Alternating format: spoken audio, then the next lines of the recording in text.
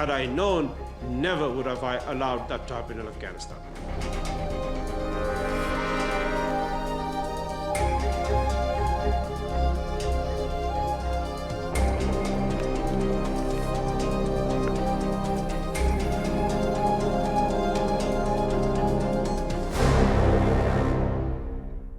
Hello and welcome to the Newsmakers with me, Imran Garda. Tragedy in Afghanistan is becoming a weekly occurrence. Another attack hit Kabul on Monday, just days after one of the country's deadliest suicide bombings in the last 15 years. That one was claimed by Daesh, revealing a new emerging threat in the country with old consequences for its people. It's a reality hard to imagine after years of international intervention in the country, billions of dollars in aid, and a new era of democratic leadership. Former President Hamid Karzai is our newsmaker today. In just a moment, he'll speak to us about the future of Afghanistan. But first, here's a look at the country trapped in a perpetual state of chaos.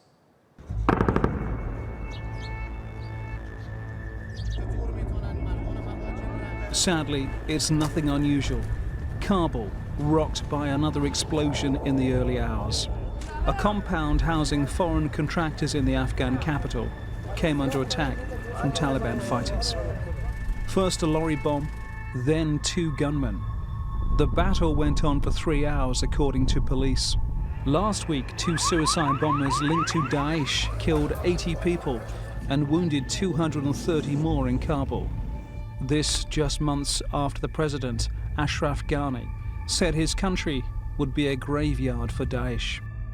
This is a nation that is far from secure. Afghan government forces control just under 2/3 of the country. At one stage, there were 140,000 NATO troops in Afghanistan. But that peak in 2011 has wound down. Militant violence has increased across the country. After more than a decade of war, the Taliban are a long way from being defeated.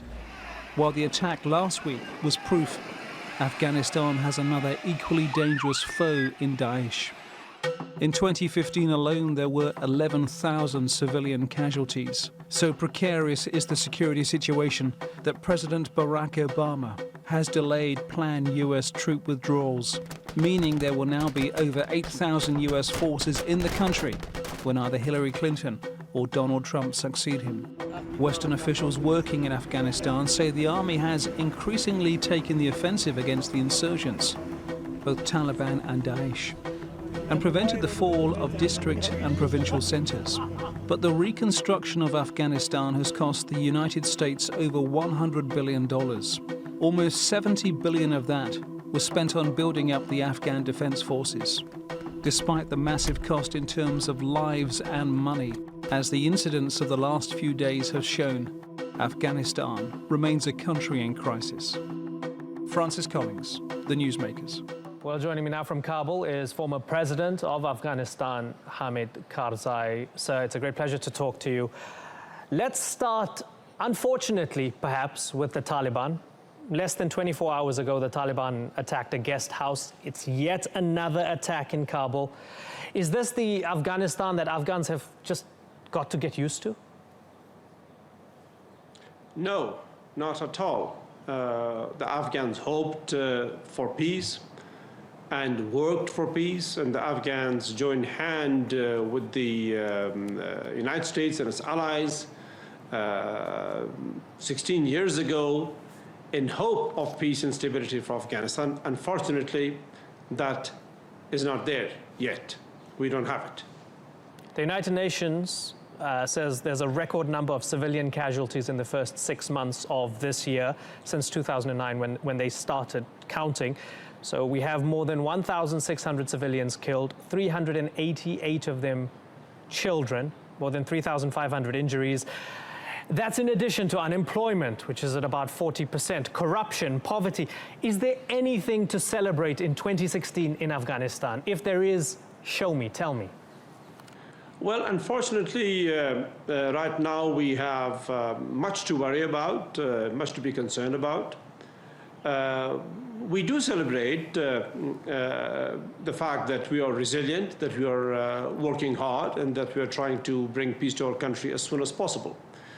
But we hope also that in this effort of ours, countries, our brothers like Turkey, Saudi Arabia, and our other neighbors will join us and bring us to the fruition of our desires. You say that the people of Afghanistan are resilient.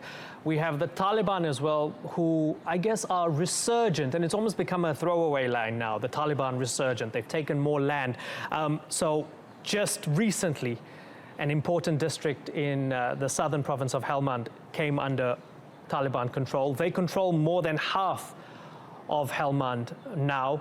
Is this one of the paradoxes of Afghanistan, that perhaps a chunk of the Afghan population wants the Taliban's version of governance, wants the Taliban's version of Islam? Because it's very difficult to accept that everybody under Taliban rule right now hates them, right?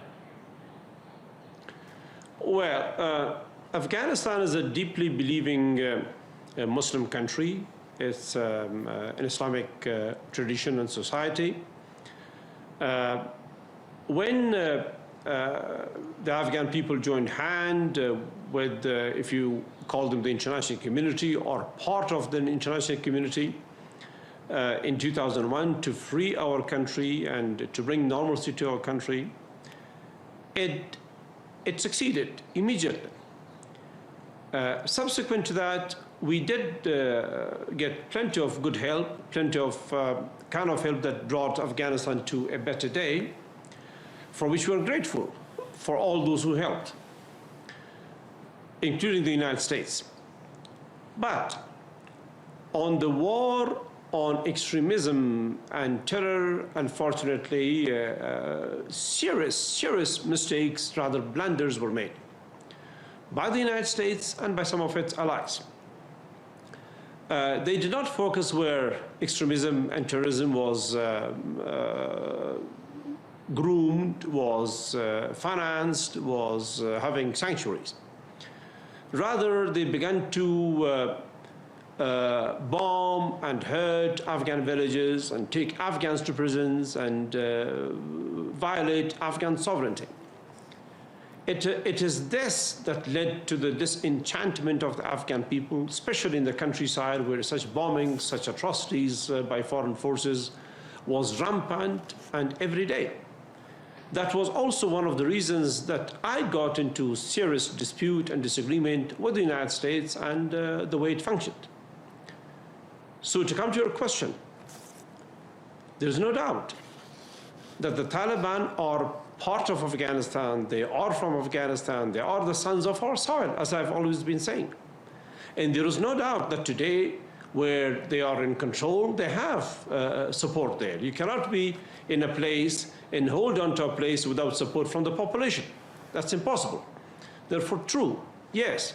And that is why it's now necessary for us to find always possible to sit down and negotiate with the Taliban, and also to repeat myself again, as I did the day before yesterday with the New York Times, that the United States will not win if they are waging a war against violence and radicalism. They will not win it by bombing Afghanistan, by hurting the Afghan people or our villages. That they must concentrate on where the trouble is, and in Afghanistan, they must allow the Afghan people to seek peace through their own means and to bring respect to the sovereignty that the Afghan people desire and seek. So to me, this sounds as if the clearest indication, it's the clearest indication yet from you so far that you want those 9,800 US personnel that are still in the country and those NATO Resolute Support Mission troops of 13,000 or so, you want them out, you want them to leave, and you want Afghans to take control of the situation. I don't want them to leave, but I do want Afghans to take control of the situation. To repeat, I don't want them to leave, but I want them to behave in the interest of the Afghan people. I want them to stop, in the name of fighting terrorism, hurting the Afghan people, violating our sovereignty, interfering with our elections, and imposing an order that is not ours. I want them to respect Afghan sovereignty. I want them to stop violence against the Afghan people. And I want them to work for peace in Afghanistan. In other words, that the justification for the US presence in Afghanistan should not be through war. It must come through peace and peace building in Afghanistan. What is President Ghani doing right at the moment? Well, I wish him and his government all the best. We hope that the promises they've made to the Afghan people will be fulfilled, especially where they promised the Afghan people 2 years ago, and that was the reason that we accepted that arrangement, that there will be a lawyer jarga called the Grand Council of the Afghan people within 2 years to see to the ratification of the Afghan constitution and to see to the legitimization of the arrangement that they made between themselves, Dr. Abdullah and Dr. Ashraf Ghani, the president and the chief executive.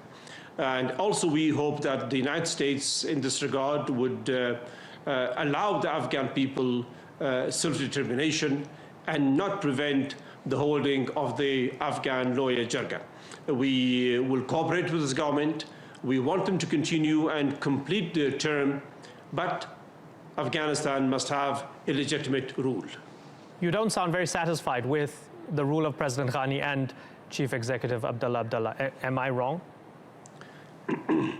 I would like to support them in the fulfillment of their promises by all means.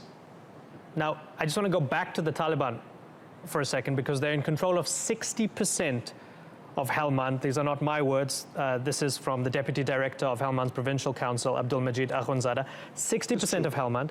And then we've got Sigar, the Special Inspector General of Afghanistan Reconstruction, saying that 36 districts within 15 provinces are under insurgent control or influence, and 104 districts were at risk. It sounds to me as if the momentum is with them and not with the government. It sounds as if there are huge problems ahead down the road. Am I wrong or am I right? You are right. There are huge problems today and there are huge problems ahead. And that is why I'm trying very hard to convince, especially the United States, which is the leading contributor to our security forces, the leading foreign player in Afghanistan, to begin to rethink on what they are doing in Afghanistan, to begin to sit down with the Afghan people and find a way different than what they're doing right now. If this continues the way it is, and if the Afghans are neglected, and if the Afghans find themselves undermined, their institutions, their sovereignty, their sense of history, their sense of achievement, certainly there will be a lot more trouble coming, unfortunately, and we must not allow that to happen. I want to change direction just a little bit. President Ghani said to the BBC a few months ago that he has no sympathy for Afghans who join the refugee trail to Europe. Do you agree with him that they must stay behind and help rebuild their country and that there's no sympathy for them? We have sympathy for them. We have sympathy for them. We understand why they are forced to leave the country. It was because of the massive environment of propaganda created in the Western press that showed Afghanistan falling down the drain, which was not true. That forced some of our youth to go. So it was lack of hope in the future that forced the Afghan youth to leave. We have sympathy for them, we sympathize with them a great deal, but we appeal to them that they come back to their own home, to a place that they own, that is theirs, and rebuild it together with their other young compatriots. So now, after the Orlando attack and after the Axe attack in Germany, Afghanistan was back in the spotlight in the Western media for all the wrong reasons. Tell me how you would convince the world, particularly those consuming news from the West, that Afghanistan is not this hotbed of radicalism. It never was, and it isn't. the person in Orlando who committed that crime against those innocent people, the citizens of America, was neither born in Afghanistan nor raised here. He was born in America, raised in America. He was the product of American social conditions, not ours. And those Germany who did that, they have nothing to do with Afghanistan. This is a larger phenomena. This is a larger malaise. This is a larger tragedy affecting all of us. And here, addressing the radicalization of the youth, especially in the Islamic world, is not the fault of the Muslims or Muslim countries. Yes, we do have problems. We do have difficulties. We do have much to be corrected in our societies, in our governance, and all that in the Muslim world. But the radicalization that we see is the product of policies of big powers and for a long time, not the Muslims, not us. Now, globally, there's a new problem of Daesh, of ISIS.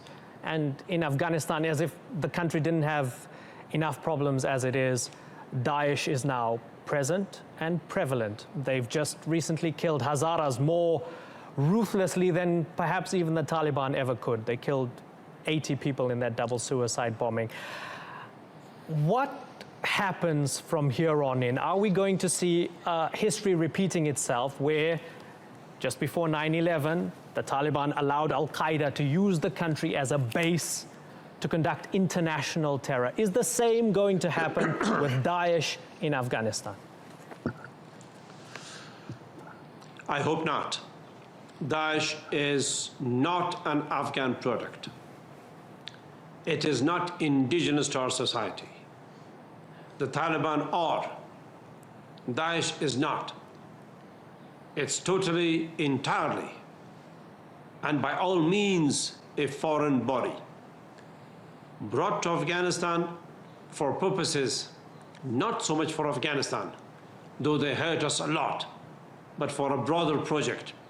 Now, I don't know what the project is, but I have a sense, an inkling, surely, that the presence of Daesh in such strength and resources is not the product of Afghanistan or probably of this region. President Ashraf Ghani recently slammed Pakistan for, this is a common charge, fighting the Pakistani Taliban, but harboring and giving safe haven and refuge and even supporting the Afghan Taliban within the borders of Pakistan.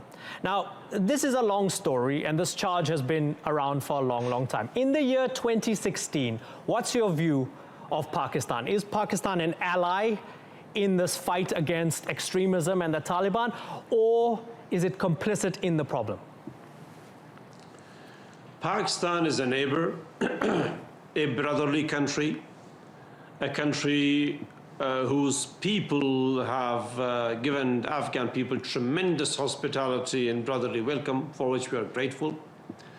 So far, unfortunately, Pakistan is not an ally in the war against terrorism with us. It has not been in the past 14 years. We wish it to be. We wish it to be cooperative. We wish it to join hands with Afghanistan so both countries can be peace.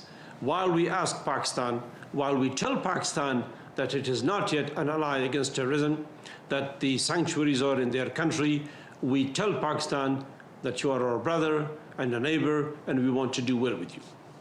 You mentioned 14 years. You were in office for 13 years. It's a long, long time since those events of September 2001 that sort of cascaded and brought us to where we are now. You were in office for 13 years. What's your biggest regret from your time in office? Well, there are some. Excuse me again.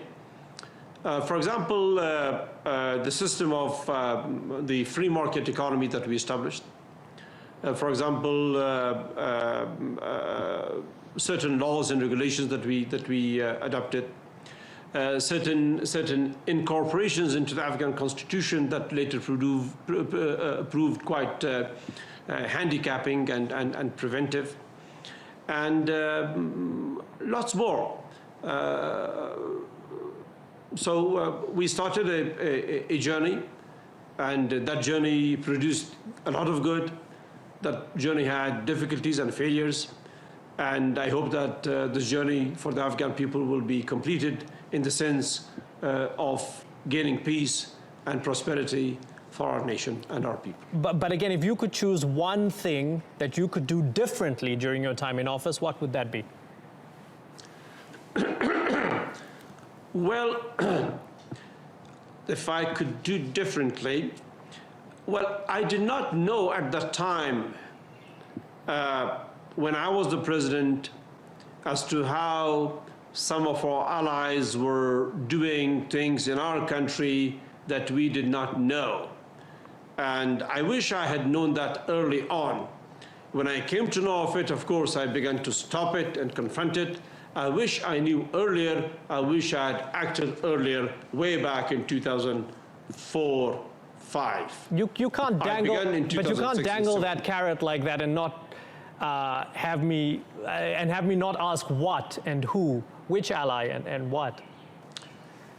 For example, the use of private security firms in Afghanistan was a major element of insecurity and lawlessness for our country. They were operating, I as the president did not know till 2006. Only in 2006, towards to the end of 2006, 2007, I came to know when Mr. Zarar became my minister of Deputy Minister of Security, Interior, and later on as the minister. And some of the contracts and the contracting businesses that they were doing were becoming a major element of insecurity. So these were things that my government at the time did not report to me in time, and I wish I'd known in time, and I wish I'd acted against it early on. So you wouldn't have let the United States use the likes of Blackwater the way they did at the time? Never. I stopped them after considerable effort of 3-4 years of hard work and serious confrontations. Had I known, never would have I allowed that to happen in Afghanistan. You're still a young man in political terms. And when I came to know... Yes, please continue. Sorry for interrupting you. And when I came to know, this became one of the most serious issues of friction between us and the United States government. I wonder, what's your current relationship with the US government? You're not currently the president, but surely you do have a relationship. Is there a relationship with Barack Obama, and how do you view his current presidency? Well, I wish the American people all the best. They are a great people, a great nation, a hard-working people. I wish they would see more and have more insights into the functioning of their government and raise their voice where, in the name of the American people, atrocities or wrongs are committed elsewhere in the world. If I had to ask you, Trump or Clinton? That would be interference. I wouldn't do that now. I have my personal choice, of course, but I won't speak about it. Give us a hint. Well, that would be considered interference. I wish I could interfere in their politics the way they did in ours, but I would refrain right now. What would be the ideal US president for you come November or January proper next year? An ideal US president would be someone that would reconsider the entire scope of US military activities around the world and in Afghanistan, and bring back to the United States and to its people the admiration and the love of the people that they work with, not, unfortunately, the ill will or the anger that is being caused now. So the United States has immense ability to do well. In other words, the US, for the conduct of its interests and the pursuit of its interests, has softer means than bombing people to reach it and to gain it. In a funny way, I can find an endorsement of both Trump and Clinton in that answer, so it's masterfully diplomatic and excellent from you, because I can't figure it out. You're still a young man, politically speaking, But are you officially retired, or do you have no more? Do you have any hopes to become president again? No, no, sir. I did my time, 14 years in office, and I delivered what I could to the Afghan people to the best of my abilities.